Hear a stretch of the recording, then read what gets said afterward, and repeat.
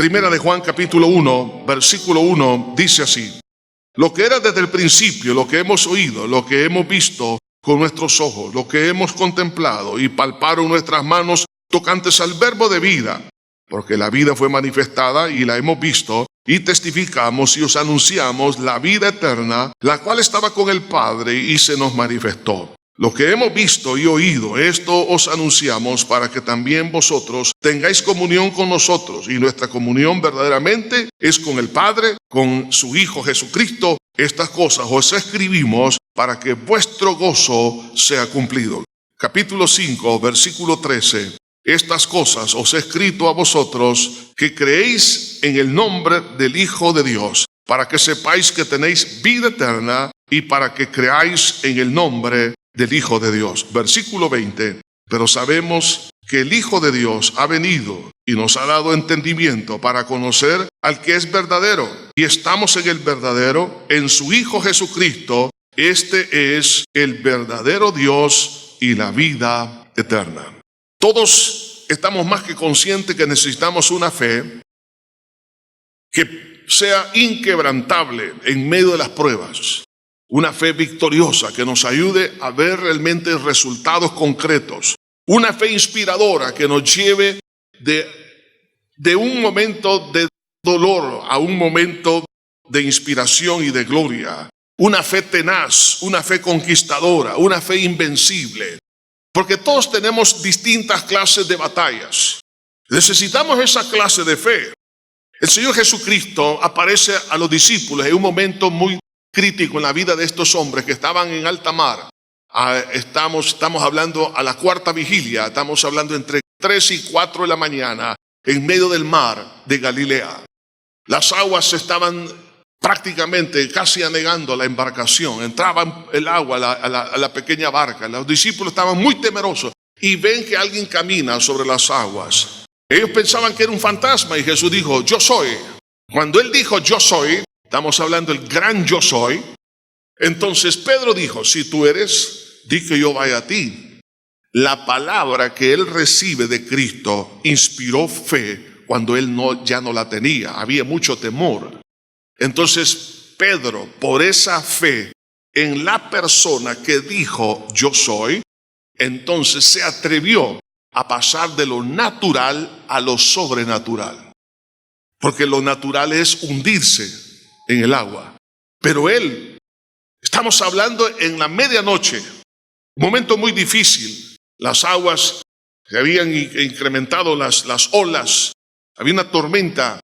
Sin embargo, Pedro hizo algo increíble. La fe que recibe de la palabra lo hizo caminar en la sobrenaturalidad. Quiero decirles que todos tenemos distintas dificultades en la vida. Estamos en momentos donde podemos estar en unas dificultades donde pensamos que no existe escapatoria. Pensamos que las circunstancias, los problemas, las dificultades nos van a hundir. Pero quiero decirle esto: lo mejor que podemos tener en ese instante no es que Dios calme el viento y la mar, sino que podamos tener la fe para caminar sobre las aguas. Que podamos experimentar lo sobrenatural de Cristo en nuestra vida. La Biblia dice que el evangelio no consiste en palabras, pero que consiste en poder, es decir, en resultados. Dios nos ha llamado, hermanos, a su evangelio para que nosotros vivamos sobrenaturalmente. Usted puede tener en algún momento dado algunas dificultades, a pesar de que no exista respuesta, usted se mantiene a flote. Quizás usted está pasando un momento de problemas de salud, problemas matrimoniales o de otra naturaleza. Sin embargo, el poder llegar a tener esta fe es sencillamente no hundirse. Cuando otro se hunde, usted no se va a hundir.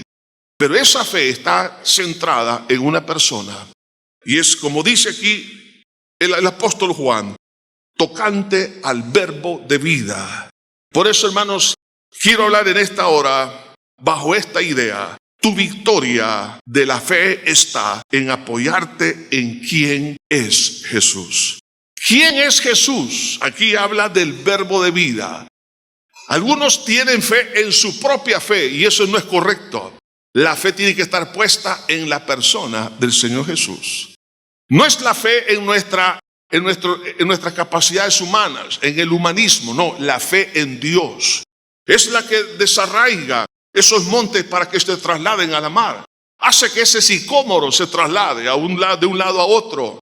Por eso la victoria de la fe está centrada en la persona de Jesús. Si yo llego a creer, como dice la Escritura, de quién es el Señor, esto me va a dar una vida sobrenatural. De ahí entonces, en primer lugar, la importancia de anunciar el mensaje centrado en el Señor Jesús para establecer la fe verdadera. La fe verdadera es importante y por eso tiene que estar en la persona verdadera, que es el Señor Jesús. Por eso habla aquí, os anunciamos.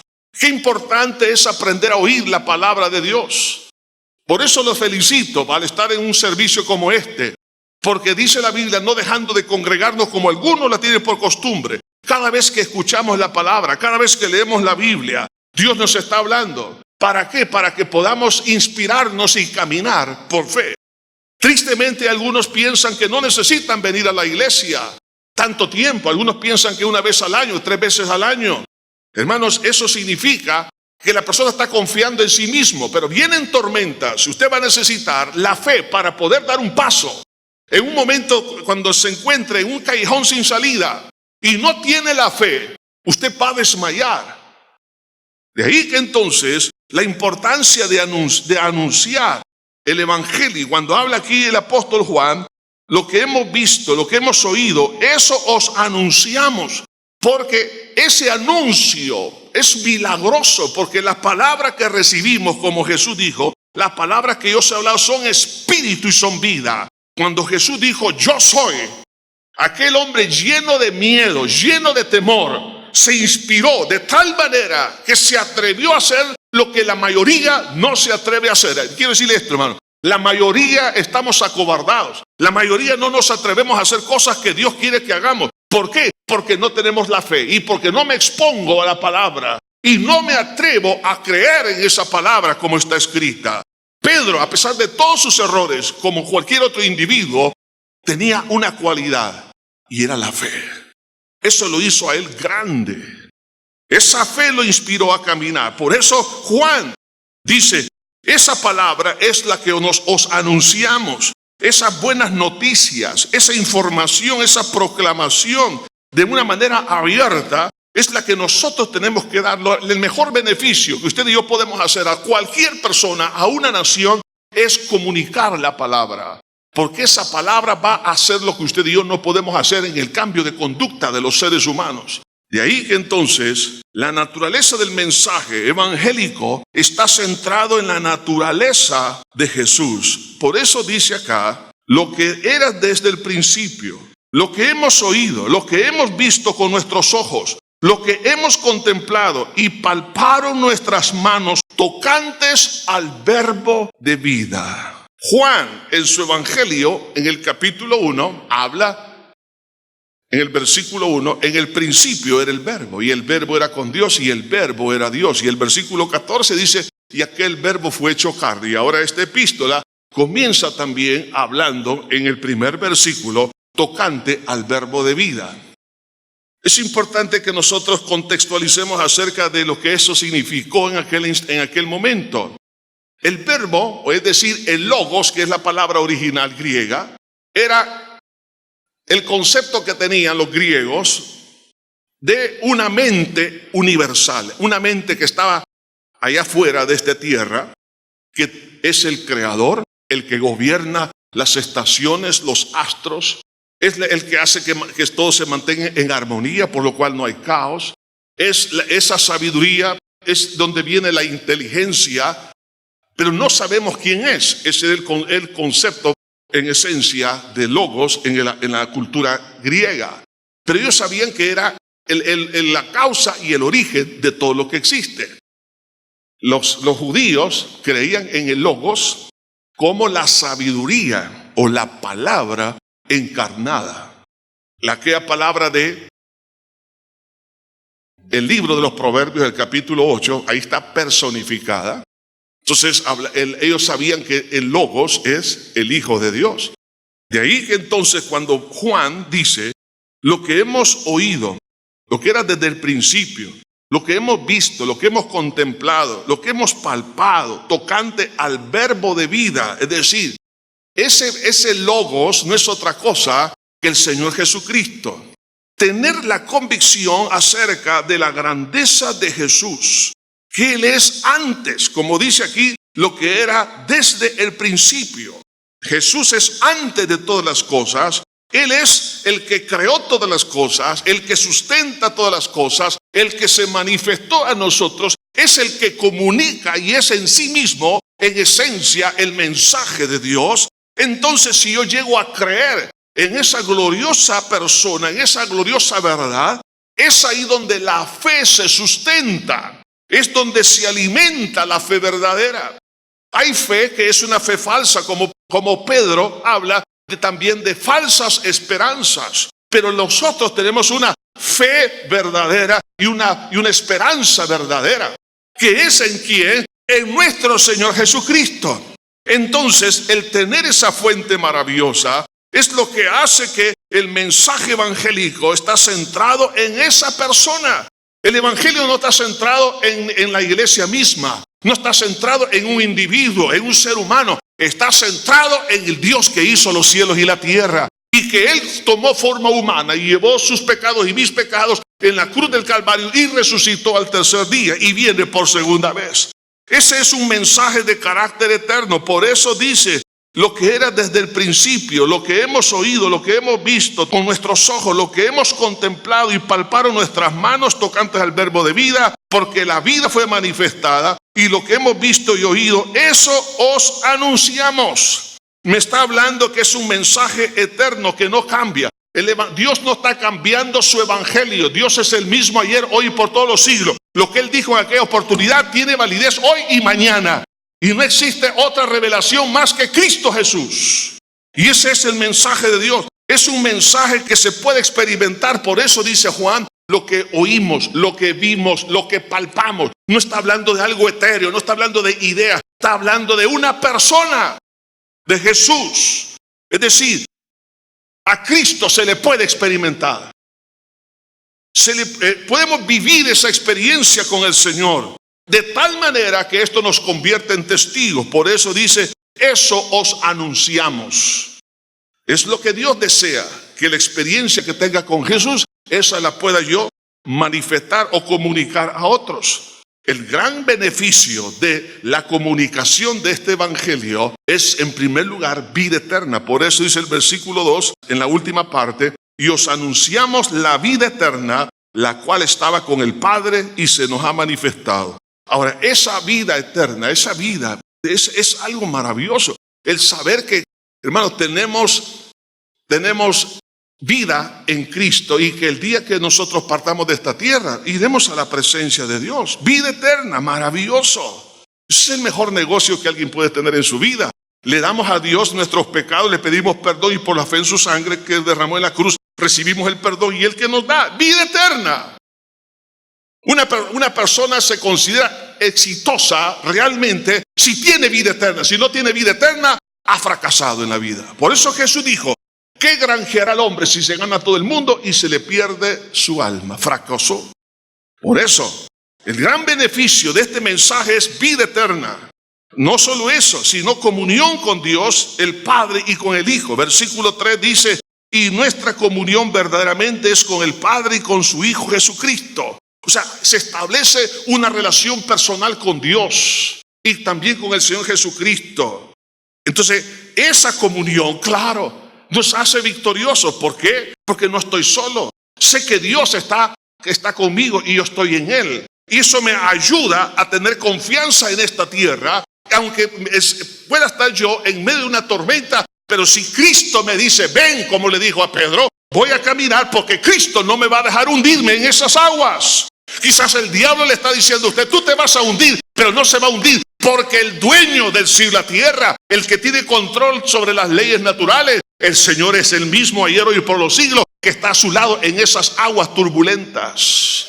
Pero también es el mensaje que convierte a ese hombre, a esa mujer en testigo y hace que tengamos esa comunión con el cuerpo de Cristo. Vea, esto es una maravilla. Al recibir el mensaje, nos hace tener comunión con Dios, pero también armonía y comunión con los demás.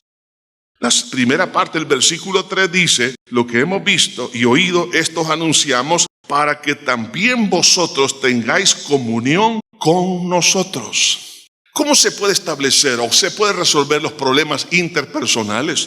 Teniendo un común denominador que se llama Jesús. Siempre he tomado esta medida cuando tengo que dar un consejo, especialmente en el área del matrimonio. Si el esposo y la esposa no conocen a Cristo, lo primero que hago al darme cuenta es llevarlos a tener un encuentro personal con Jesús.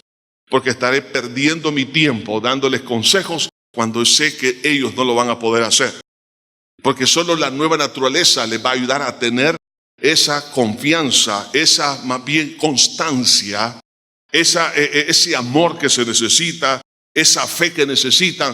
Entonces, por eso que el establecer ese principio, ese común denominador, tener a Dios, tener una experiencia del nuevo nacimiento, va a hacer que entonces exista comunión entre un hombre y una mujer, una pareja, un hombre, una mujer que se han casado y van a resolver sus diferencias porque existe una comunión con Dios. Por eso dice, para que tengáis comunión con nosotros.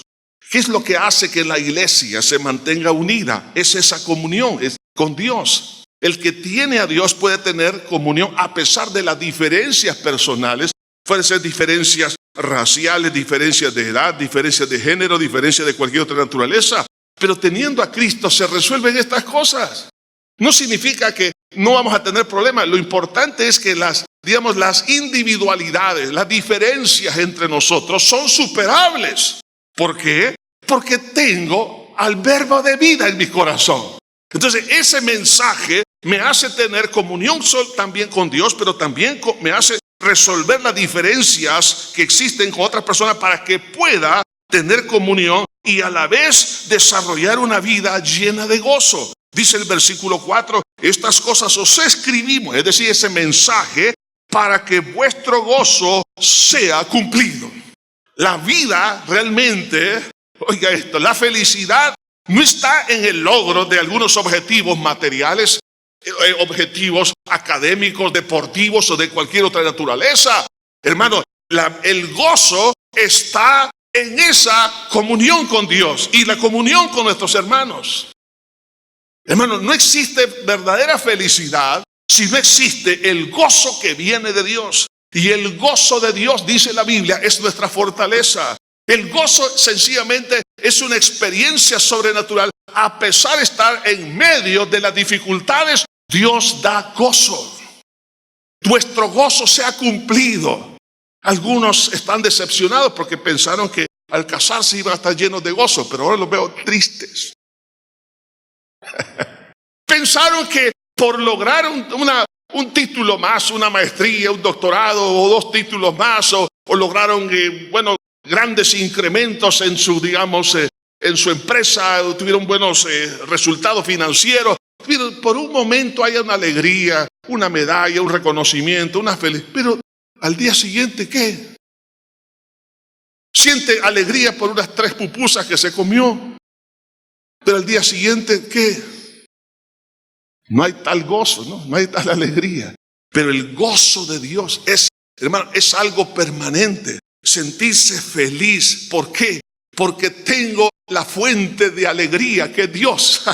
Entonces usted tiene a Dios en su corazón. Aunque usted no tenga vacas en el corral y no haya frutos en la vid, con todo se alegrará en el Señor. Aunque en el tráfico, hermano, usted está pasando 5 o 3 horas ahí. Entonces, si el gozo de Dios está en usted, siente oportunidad para adorar al Señor. Solo que con los ojos abiertos, por favor.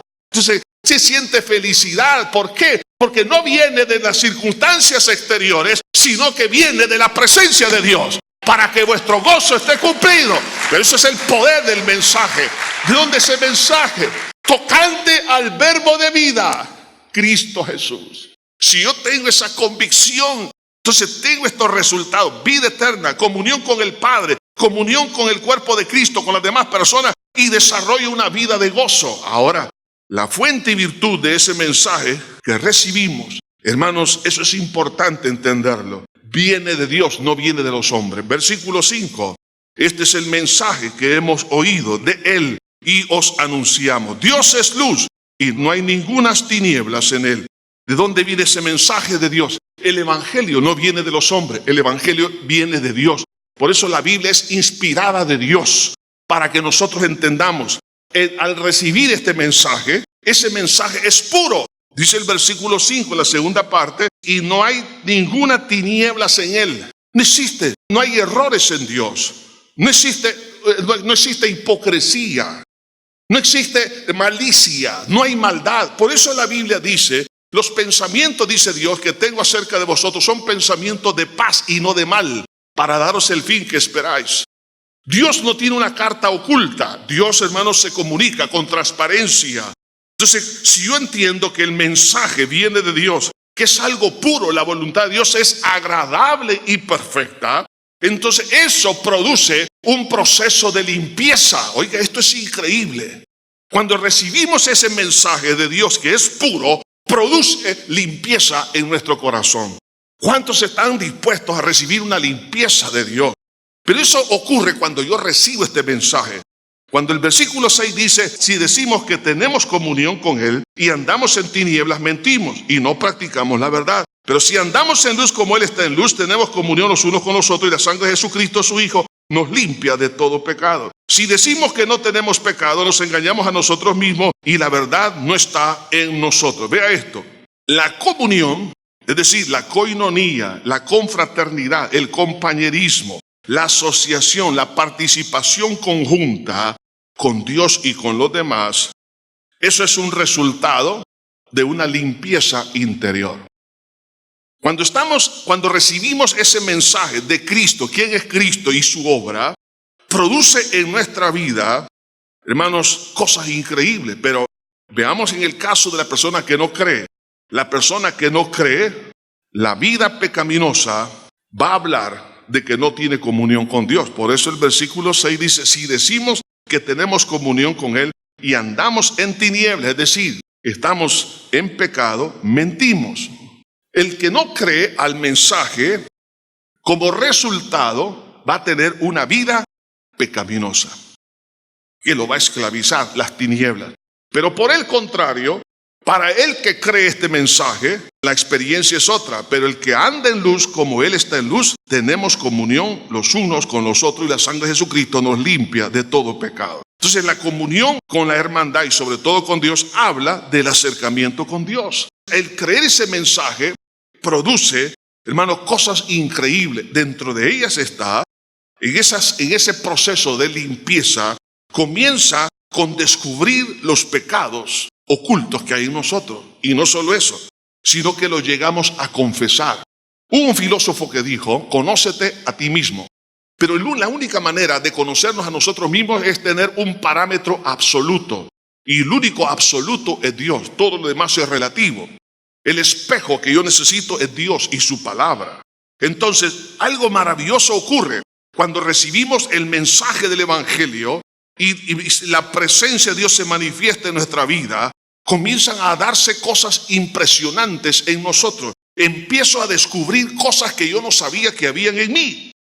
Uno de los grandes defectos en la actualidad es, hermanos, que está dañando la relación con Dios y por supuesto también la relación con las demás personas, es que todo el mundo se está justificando a sí mismo, que no tiene culpa, que la culpa la tiene el gobierno, la culpa la tiene el jefe de la empresa, la culpa la tiene el pastor Lisandro, la culpa la tiene, ¿qué? Es que amaneció muy temprano. La culpa la tiene todos. Entonces, ¿por qué razón sucede esto? Porque no estoy en comunión con Dios. Por eso dice aquí la escritura que hemos leído, que la persona que está en comunión, ¿qué es lo que pasa? Descubre que hay un pecado, que hay algo malo que está en su vida. Vemos el caso, por ejemplo, de Isaías. Isaías estaba oyendo y viendo y estaba en la presencia de Dios en esa visión del capítulo 6. Entonces él descubre algo que él no sabía y dijo, ay de mí, porque siendo hombre de labios inmundos, mis ojos han visto al Rey Jehová, Dios de los ejércitos. Él descubrió que había algo mal en su vida y era lo que él decía. Y claro, la Biblia dice que de la abundancia del corazón habla la boca. Entonces cuando él dice, que era un hombre, tenía problemas con lo que decía. Probablemente algunos de ustedes tienen problemas con malas palabras, tienen problemas con maldecir a las personas, problemas con herir a otras personas, problemas con burlarse de otras personas, dañar la honorabilidad de alguien levantando un falso testimonio, una calumnia. Tiene problemas con la lengua, miente con tanta facilidad. Una hipocresía increíble. La única manera de darnos cuenta de esto es estar recibiendo el mensaje de Dios. Y eso hace que esté en la presencia de Dios. Entonces, cuando yo recibo el mensaje de Dios, eso me hace estar en la presencia de Dios y Dios me empieza a traer a memoria cosas que a mí se me habían olvidado, que yo no las he reconocido. ¿Cuántos de los que están aquí se han metido en problemas porque han tratado de redarguir el pecado de otra persona? Mas la Biblia dice, el que quiere redarguir, eso dice el libro de Proverbios, dice, corrige al necio y te aborrecerá. Un necio es una persona que dice, yo tengo la razón y nadie más la tiene. Así es. Entonces, tratar de corregir a esa persona, esa persona va a ser su enemigo. Pero cuando el Espíritu de Dios y la palabra empiezan a sacarle los trapos al sol, entonces para esa persona que está en la comunión con Dios es un gran beneficio, el mejor psicoanálisis que puede haber. Porque en ese instante lo que ocurre es que se está dando cuenta de un pecado oculto. La Biblia dice en el libro de Proverbios, el que encubre su pecado no prosperará, mas el que los confiesa y se aparta alcanzará misericordia. Pero ¿cómo voy a descubrir ese pecado? La única manera es recibir lo que dice el Evangelio, lo que dice la palabra. Entonces, cuando yo creo al espejo de Dios, que es su palabra, y por su Espíritu Santo, y en su presencia, entonces yo no voy a negar lo que me está diciendo Dios. Por eso que algunos no quieren venir a la iglesia, porque cada vez que escuchan un mensaje, el Espíritu Santo le está descubriendo algo. Y creen que alguien le vino a contar al pastor. No, es el Espíritu Santo y su palabra el que está hablando a su corazón. ¿Por qué? Porque el Espíritu Santo le está diciendo, mira, ten cuidado, hay un tumor canceroso en tu mente, en tu corazón. Trátalo como debe ser tratado.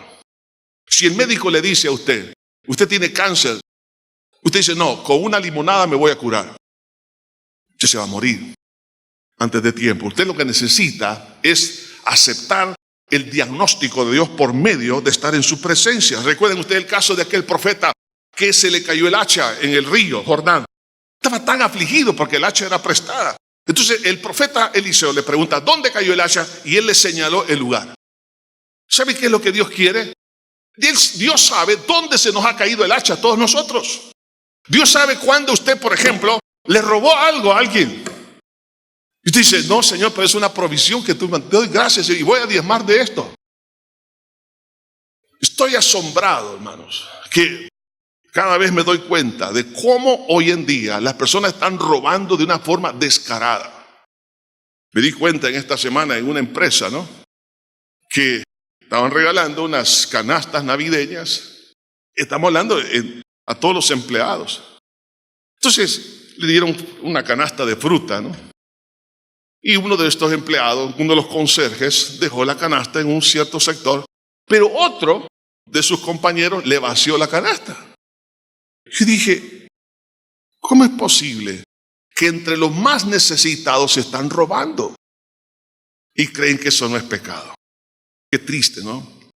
Hay personas que dicen, pues $10. Y yo, $10 no es nada. 15, 20, 50, $100. Otros roban más. Otros se roban millones. Así que esto no es malo lo que estoy haciendo. ¿Sabe que eso es lo que está haciendo usted? Usted se está autocondenando a la miseria. Porque jamás usted va a ser prosperado si usted no rectifica. Recuerdo, años atrás, le dije esto a una persona que debería devolver lo que no le había tomado, porque de otra manera no iba a prosperar. No me creyó. Después me estaba echando la culpa que yo le había maldecido. No, yo no le he maldecido. Lo que yo le dije es, regrese lo que se ha robado para que Dios le bendiga. Entonces, si nosotros entendemos esto, hermano, vamos a ser bendecidos por el Señor. Pero el redarguir es importante para que podamos nosotros rectificar. Entonces, lo que va a pasar es que me voy a dar cuenta que hay pecado, y entonces dice, si decimos que no tenemos pecado, nos engañamos a nosotros mismos. Pero estar en la presencia de Dios, ¿qué me va a pasar? Me voy a dar cuenta del pecado, y si confesamos nuestro pecado, o sea, lo voy a confesar, Señor, reconozco que esto está aquí, perdóname, límpiame con tu sangre. Entonces, por eso que ese mensaje es tan hermoso, porque nos va a ayudar a reconocer nuestras faltas, pero no solo eso, sino que voy a conocer el fundamento y la experiencia del perdón de Dios. Por eso dice, hijitos míos, estas cosas os escribo para que no pequéis. Y si alguno hubiere pecado, abogado tenéis para con el Padre, a Jesucristo el justo. Y Él es la propiciación por nuestros pecados. Y no solamente por los nuestros, sino también por los de todo el mundo. Me doy cuenta de algo también, no solamente del pecado, pero me doy cuenta de que la manera de obtener el perdón es por la propiciación, es decir, por el pago que Cristo hizo por usted y por mí en la cruz del Calvario. Porque por ese pago puedo recibir un milagro de sanidad ahora. Por ese pago puedo recibir perdón de pecado. Por ese pago, hermano, el diablo va a salir huyendo, porque Cristo lo exhibió públicamente, triunfando sobre esa hueste espiritual de maldad en la cruz del Calvario. Porque por ese pago mi vieja naturaleza fue crucificada juntamente con Cristo. Entonces, me doy cuenta de cosas que antes no me había dado cuenta. Primero, de mi condición interna, pero también me doy cuenta de la grandeza de la propiciación que tenemos en Cristo Jesús. Es decir, el pago que Él hizo para que usted y yo seamos herederos de Dios, pero a la vez para experimentar una obediencia que sea natural dentro de lo sobrenatural. Versículos 3 y 6 del capítulo 2 dice, y en esto sabemos que nosotros le conocemos y guardamos sus mandamientos. El que dice, yo le conozco y no guarda sus mandamientos, el tal es mentiroso y la verdad no está en él. Pero el que guarda su palabra, en este verdaderamente el amor de Dios se ha perfeccionado. Por esto sabemos que estamos en él. El que dice que permanece en él debe andar como él anduvo. En síntesis, lo que está diciendo es que vamos a experimentar la obediencia. La obediencia no es porque yo me proponga mentalmente o determine o planifique caminar en obediencia. No, la obediencia va a ser algo natural dentro de lo sobrenatural. O sea, va a ser algo importantísimo en la cual usted está pensando, ¿cómo voy a caminar rectamente? Lo que necesita es recibir el mensaje acerca de Cristo, quién es Jesús y su obra. Si me expongo a su presencia, entonces Dios me va a ayudar a conocer lo malo que está en mí y voy a conocer la grandeza de la redención. Y eso me va a llevar a ¿qué cosa?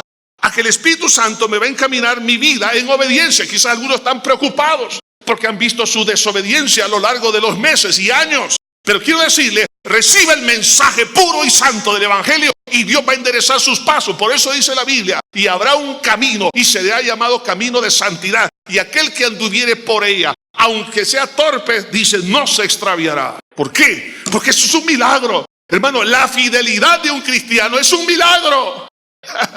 El vivir en limpieza es un milagro. Pero es algo que el Espíritu Santo va a hacer en forma natural. ¿Por qué?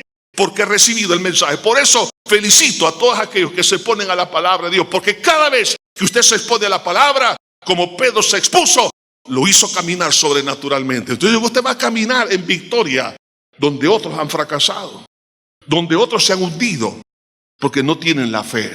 Ahora, esto nos lleva, entonces, también, si yo sé que este es un mensaje puro, limpio, maravilloso, Dios quiere que yo camine en obediencia. La obediencia por la fe a ese mensaje del Evangelio es la clave para experimentar el poder de la fe. La fe, hermanos, nos lleva a la experiencia. Y aquí hay dos mandamientos importantes. Si usted y yo hemos recibido este mensaje, para que yo pueda experimentar el poder de la fe en Cristo Jesús, dice el capítulo 2, versículo 7, hermanos, no os escribo mandamiento nuevo, sino el mandamiento antiguo que habéis tenido desde el principio. Este mandamiento antiguo es la palabra que habéis oído desde el principio. Cuando habla de un mandamiento, es algo que tiene que ser obedecido. ¿A qué se está refiriendo? Creer en el Evangelio. Eso implica obediencia y mantenerse fiel al Evangelio. Entonces Dios me dice, hijo, mira, si tú quieres tener una fe poderosa, Entonces cree y mantente en lo que has oído. No lo abandones, quédate ahí. Hermano, cuando usted esté pasando momentos críticos, manténgase en la palabra. El diablo va a decir, mira, mejor abandona la fe. Olvídate, ya no te congregues, ya no vayas a la iglesia, ya no leas la Biblia, ya no escuches ninguna predicación. Usted diga, te reprendo, Satanás, en el nombre de Jesús, porque no solo de pan vivirá el hombre, sino de toda palabra que sale de la boca de Dios. Usted manténgase firme en lo que ha creído. Si usted mantiene firme ahí al pie de la cruz, hermanos, ese acto de creer a pesar de todo lo que usted está viviendo, hay dolor, hay sufrimiento, pero usted sigue creyendo a pesar de todo, eso va a generar una fe de poder. Por eso es un mandamiento. Dice, este mandamiento antiguo, ¿cuál es el mandamiento? Es la palabra que habéis oído desde el principio, el evangelio. Pero el otro mandamiento no solo es creer en el evangelio, sino amar. Oiga esto, qué importante es esto también. Versículo 8. Sin embargo, os escribo un mandamiento nuevo, que es verdadero en él y en vosotros, porque las tinieblas van pasando y la luz verdadera ya alumbra. El que dice que está en luz y aborrece a su hermano, está todavía en tinieblas, y el que ama a su hermano permanece en la luz, y en él no hay tropiezo. El otro mandamiento es amar. Todos en algún momento dado vamos a ser defraudados. Jesús fue defraudado muchas veces por muchas personas. Él más que nadie. Pero todos vamos a pasar momentos así. El problema es cuando nosotros llegamos a aborrecer a la persona que nos ha dañado. Entonces, ¿qué pasa? El diablo sabe que si mina el amor, entonces nuestra fe, que estaba en un nivel poderoso, empieza a diluirse. Y esa fe entonces no nos va a sacar adelante. Entonces el diablo va a tratar de que usted se decepcione de los malos testimonios, se decepcione de las personas que están a su alrededor, se decepcione de toda persona que le ha prometido bajarle el cielo y la tierra, que le ha prometido tantas cosas.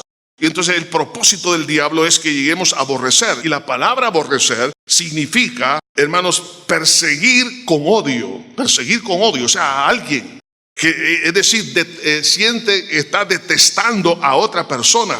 Eso se convierte en una piedra de tropiezo para su propia fe y no le permite salir de la pecaminosidad. Por eso dice este versículo 8, sin embargo se escribe un mandamiento nuevo, que es el verdadero en él y en vosotros, porque las tinieblas van pasando y la luz verdadera ya alumbra. El que dice que está en luz y aborrece a su hermano está todavía en tinieblas. O sea, la falta de amor nos va a llenar de tinieblas, de pecado. Usted se quiere limpiar de los pecados, de todo lo que le está ofendiendo.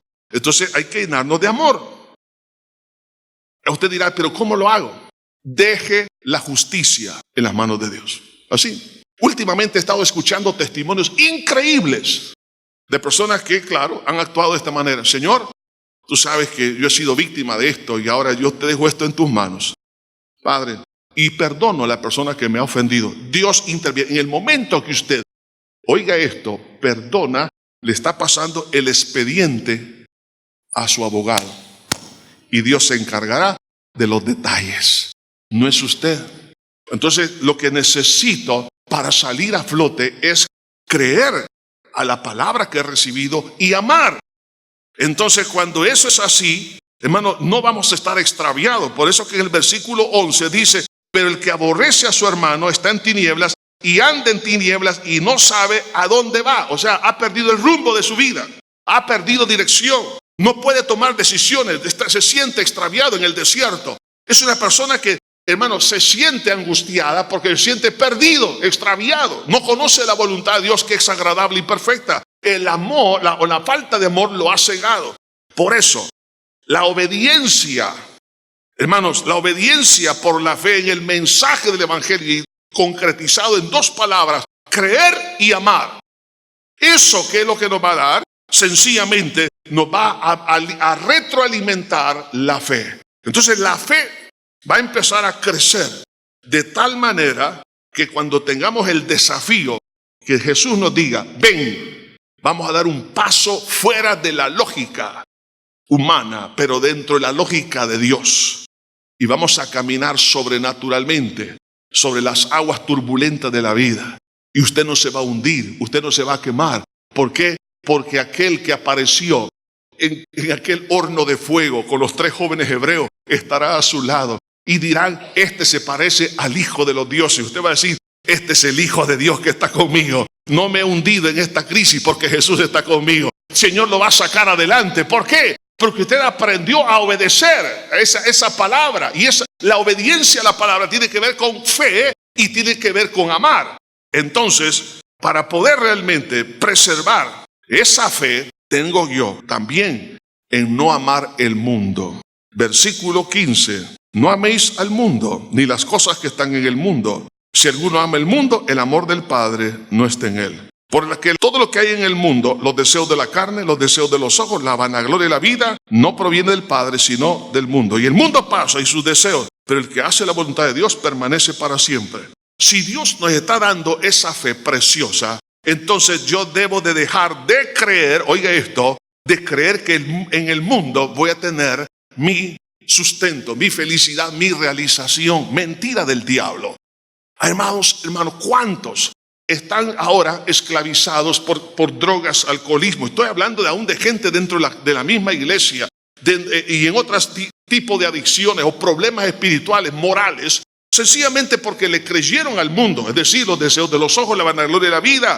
Entonces, creer a todo este tipo de cosas prácticamente los ha llevado a la derrota, porque su corazón está dividido. Creen en el Señor Jesucristo, pero también creen en el mundo. Hermano, su vida y mi vida no será realizada en las cosas del mundo, sino en Cristo mi Señor. En Él estáis vosotros completos, dice la Biblia. Entonces, hermano, hay que dejar de amar las cosas, porque cuando alguien ama es porque le ha puesto fe. Eso hace que se conviertan en ídolos. ¿Qué cosa? Sus deseos. El que cree en sus deseos y por eso vive para sus deseos, está creyendo y por eso no puede abandonar esas pasiones. ¿Por qué no las puede abandonar? Porque cree que ahí está su felicidad. No, su felicidad y mi felicidad están en Cristo mi Señor, el verbo de vida. Jesús dijo: yo he venido para que tengan vida y vida en abundancia. Pero también ser fiel a esa revelación de Dios en Cristo mi Señor.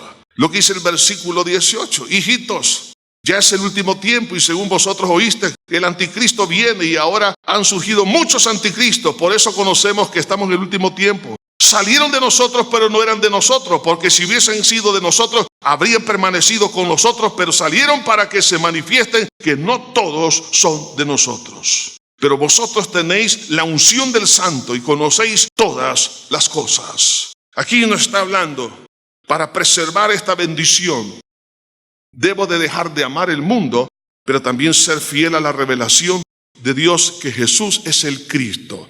Muchos anticristos, muchas doctrinas, muchas ideas en contra de Cristo han venido. Por eso yo debo de rechazar todo eso, para que no me roben la fe que me hace caminar sobre mis propias aguas. Jesús es la verdad. Dios es mi verdadera esperanza. Entonces, si yo entiendo esto, me va a ayudar a dar estos pasos importantes. Por lo menos les voy a mencionar 7 pasos de fe que van a retroalimentar la fe. Primero, aceptar la ayuda del Espíritu Santo. Oiga, el Espíritu Santo, hermano, quiere ayudarnos. ¿No es lo que Jesús dijo? Os enviaré otro consolador, es decir, un ayudador que esté con vosotros. En el versículo 8 del capítulo 3 dice: el que practica el pecado es del diablo, porque el diablo peca desde el principio. Para esto apareció el Hijo del Hombre, para deshacerlo sobre el diablo. Porque aquel que es nacido de Dios no practica el pecado, porque la simiente de Dios permanece en él y no puede pecar porque es nacido de Dios. ¿Quién es la simiente? Es el Espíritu de Dios que está en nosotros. La simiente no le permite, es decir, permanecer o practicar el pecado. Si yo tuviera 2 pelotas, una de plastilina y otra una pelota de tenis, y la lanzo sobre el piso, usted sabe perfectamente que una rebotará y la otra no. Entonces, la bola o la pelota de plastilina me está hablando de una persona que al caer en pecado permanece en un estado pecaminoso. Ahí se queda. Pero el cristiano, como tiene esa simiente, que es el Espíritu Santo, no lo deja tranquilo en el pecado. Por eso rebota. ¿Cómo va a rebotar? Lo hace sentir mal. Si usted se siente mal cuando peca, dígale: yes, Señor, gracias. Pero aquel que se siente bien al pecar, aflígese, debe de afligirse, porque entonces significa que su naturaleza es idéntica a la del mundo. O sea, no ha nacido de nuevo. Pero por eso dice, el que es nacido de Dios no practica, o sea, no se queda ahí, sino que rebota. Porque el Espíritu Santo lo redarguye, le hace sentir mal, para que usted pida perdón, para que se arrepienta, vuelva al Señor, como el hijo pródigo lo hace volver en sí, lo hace rectificar que ha ofendido a Dios y ha ofendido a su padre. Bueno, todo lo demás. Entonces, por eso que es maravilloso recibir la ayuda. ¿Cuántos están dispuestos a recibir esa ayuda del Espíritu Santo? Hermano, cuando usted está recibiendo el mensaje de la palabra de Dios, cuando usted está en oración y el Espíritu Santo lo redarguye, el Espíritu Santo le hace sentir algo que no está bien. Entonces, eso es maravilloso. ¿Por qué? Porque no le va a permitir la simiente que está en usted permanecer en pecado. Entonces, eso es aceptar la ayuda preciosa del Espíritu Santo. Por eso el cristiano nunca se va a sentir bien pecando. Se va a sentir mal. Y bendito, o sea, que se sienta 3 veces mal. Sí. Los tragos que algunos de ustedes echaron ayer y han venido con olor a níspero ahora. Oiga, yo sé que se siente mal y doy gracias a Dios porque se sintió mal. La fornicación en la cual ha estado metida. Aquellos que tienen esa doble vida, miren, gracias a Dios porque se ha sentido mal y eso los ha traído. Qué lindo. La iglesia es un hospital donde el médico Jesús los sana, los limpia y los hace nuevas criaturas. Los reviste de su gracia, los perdona, los santifica. Segundo paso, hermanos, sacrificarnos por amor a los demás. Es importante esto. Para que la fe pueda también seguir alimentándose, yo debo de tener un espíritu de sacrificio a favor de otros, así como Jesús lo hizo conmigo. En el capítulo 3, en el versículo 16 dice, en esto hemos conocido el amor, en que Él puso su vida por nosotros. También nosotros debemos de poner nuestra vida por los hermanos. Importantísimo. No veamos nuestro beneficio, veamos el de otros.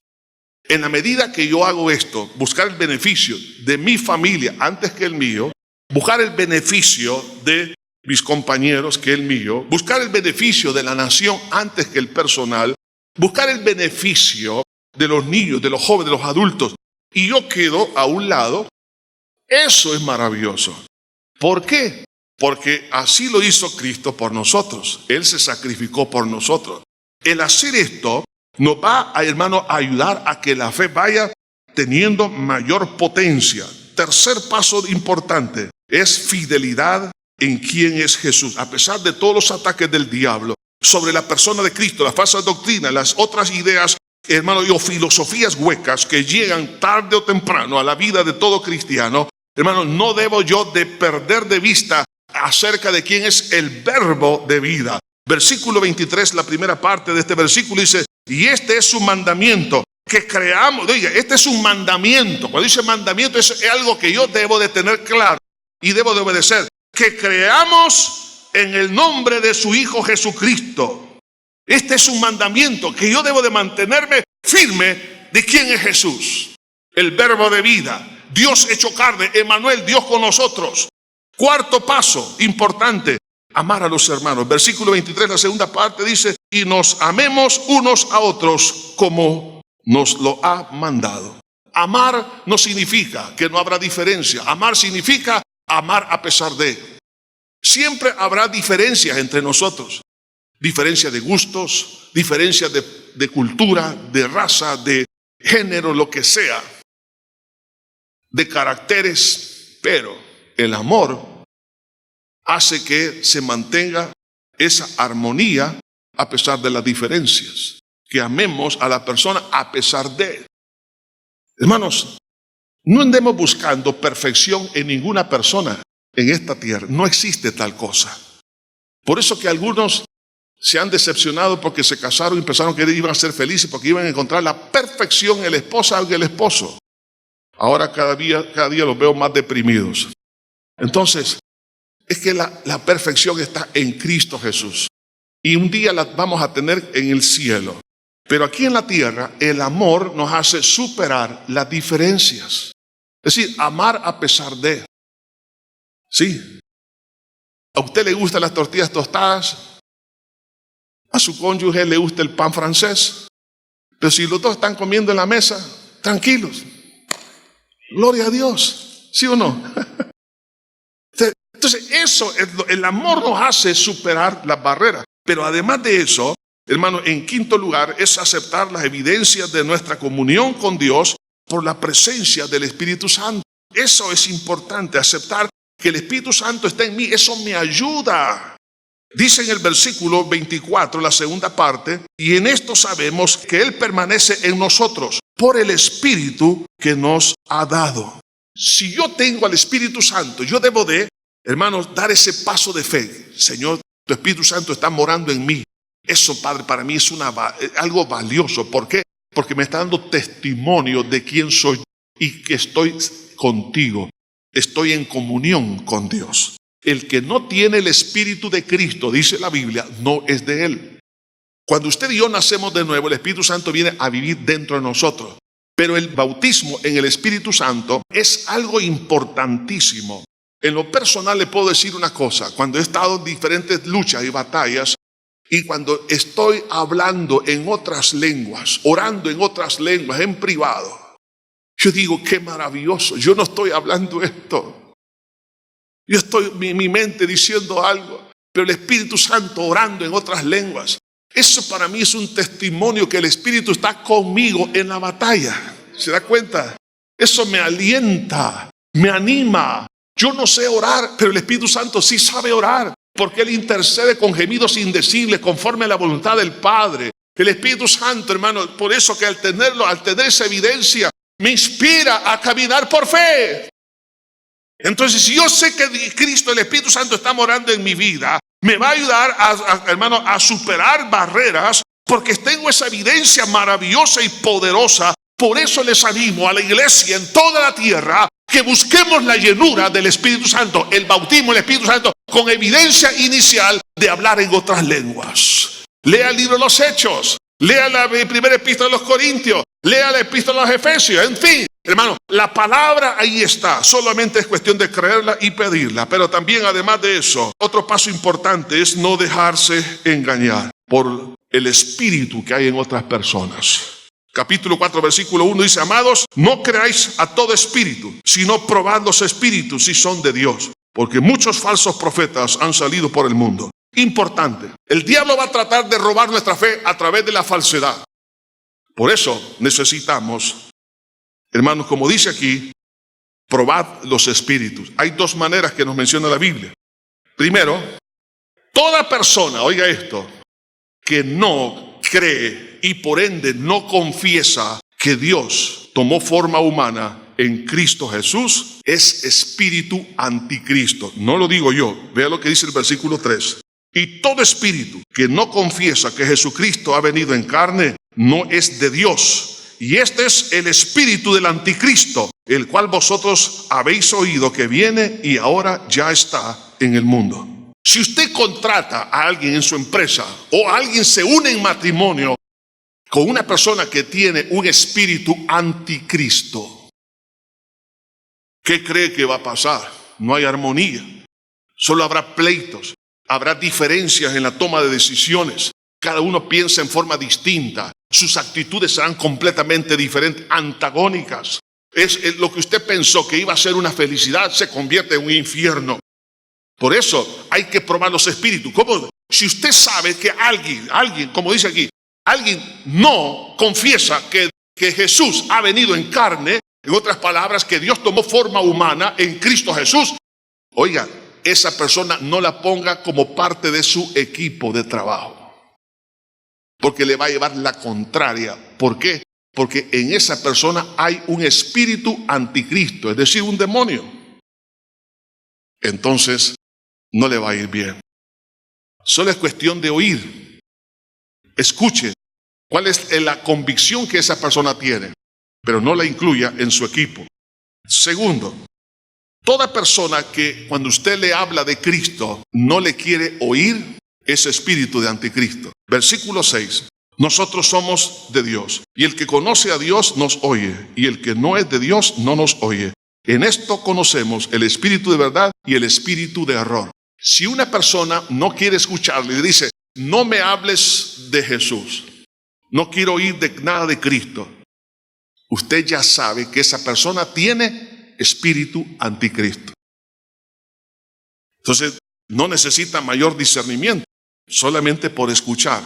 Si no confiesa la naturaleza de Cristo y si no le escucha, por eso le dice, vamos, mira, si tú quieres conservar la amistad, no me hables de religión.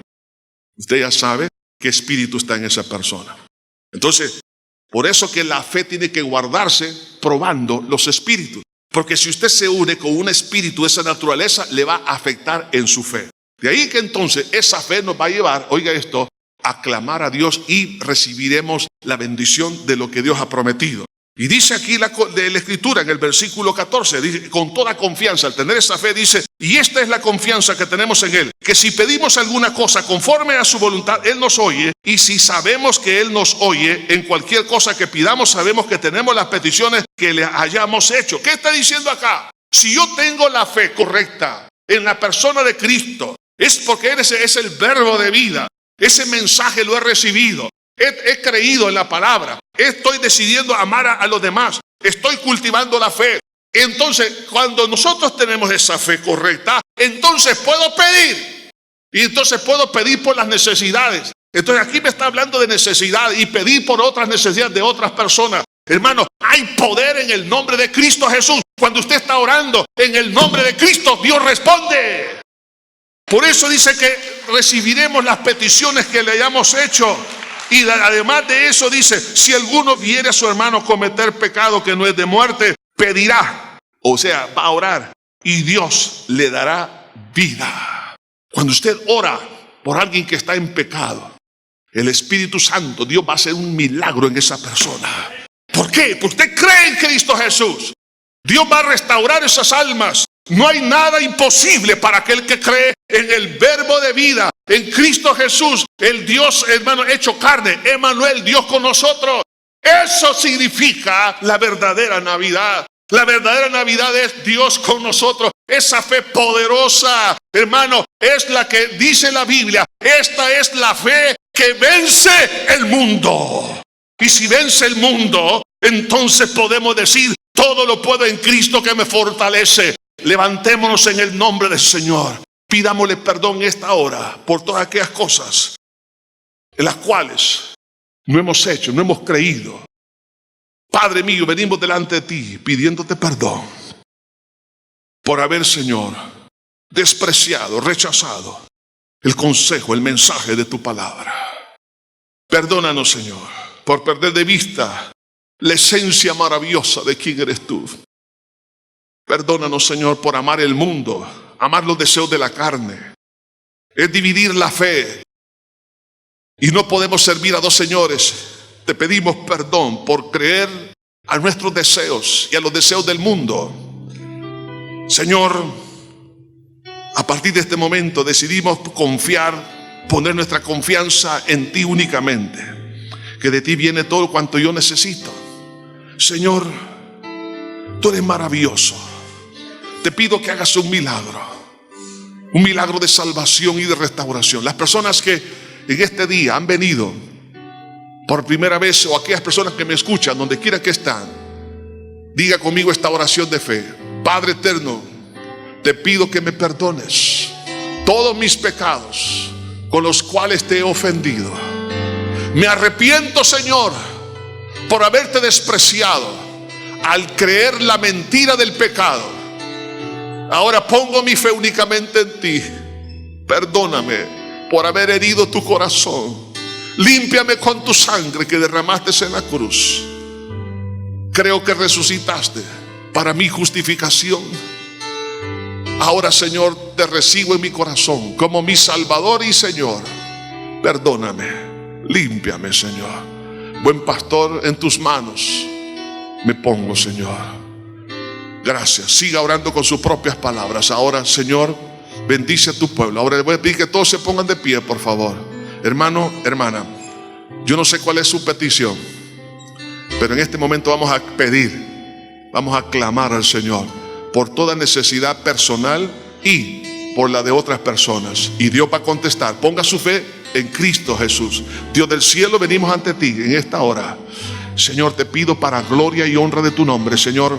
Mira a mi hermano, mi hermana, con esas necesidades espirituales, morales, Señor, emocionales, esas necesidades, Señor, económicas, de salud, cualquier cosa, Señor. Dios del cielo, gracias, gracias, porque esa fe nos ayuda a caminar sobre nuestras aguas turbulentas, sobre las crisis, los problemas.